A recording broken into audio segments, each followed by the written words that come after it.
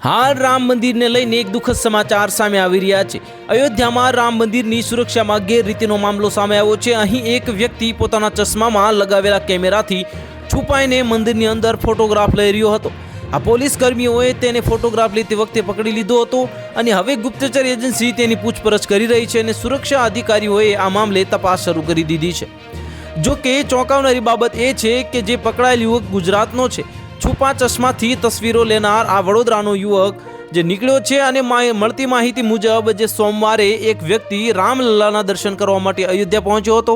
તેણે કેમેરાવાળા ચશ્મા પણ પહેર્યા હતા। એટલું જ નહીં, તેણે મંદિર પરિસરના તમામ ચેકિંગ પોઈન્ટ પાર કર્યા હતા, પરંતુ સુરક્ષા કર્મીઓએ તેને પકડી શક્યા ન હતા। જે બાદ તેણે રામ મંદિર પરિસરમાં ફોટોગ્રાફ્સ લેવાનું શરૂ કર્યું હતું। જ્યારે ત્યાં તૈનાત સુરક્ષા કર્મીઓએ તેને ફોટોગ્રાફ્સ લેતા જોયો કે તરત જ તેને પકડીને ગુપ્તચર એજન્સીને સોંપી દીધો છે, તેણે ચશ્મા પહેર્યા હતા અને તેની ફ્રેમમાં બંને બાજુએ કેમેરા લગાવેલા હતા, જેના દ્વારા ફોટોગ્રાફ્સ ખૂબ જ સરળતાથી લઈ શકાય છે। હવે અયોધ્યા રામ મંદિરમાં મોટો કાંડ કરનાર ગુજરાતી યુવક વિશે જાણીએ તો સોમવારે બપોરે 3 વાગે બનેલી આ ઘટનામાં વડોદરા યુવકનું નામ સામે આવ્યું છે।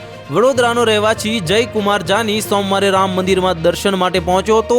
જયકુમાર જાની ચેકિંગ પોઈન્ટ વટાવીને કેમ્પસના સિંહ ગેટ પર પહોંચ્યો હતો। તો હાલ માટે એટલું જ। મળીશું નવી અપડેટ સાથે। જો તમને અમારા વિડીયો પસંદ આવતા હોય તો વિડીયોને લાઇક કરી દેજો, ચેનલને સબસ્ક્રાઇબ કરી બાજુમાં આવેલા બેલ આઇકનને દબાવી દો, જેથી તમને આવા સમાચારની અપડેટ મળતી રહે।